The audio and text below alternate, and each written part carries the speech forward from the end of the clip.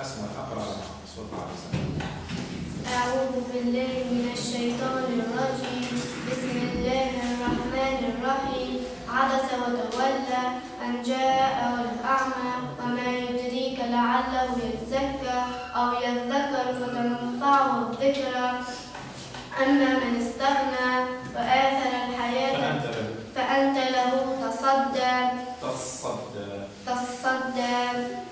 وما عليك ألا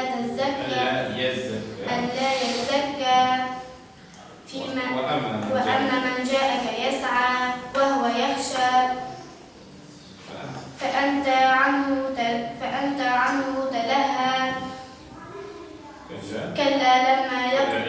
تلهى كلا إنها تذكرة في صحف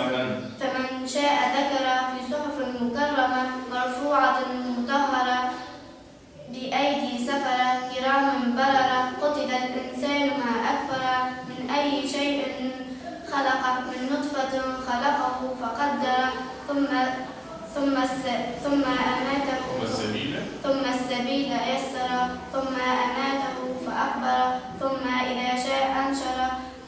كلا لما يقض ما أمره فلينظر الإنسان إلى طعامه إنا صببنا الماء صبا ثم شققنا الأرض شقا فأنبتنا فيها حبا وعنبا وقضبا وزيتونا ونخلا وحدائق غلبا وفاكهة وأبا متاعا لكم ولأنعامكم. عن جابر بن عبد الله رضي الله عنه قال رسول الله صلى الله عليه وسلم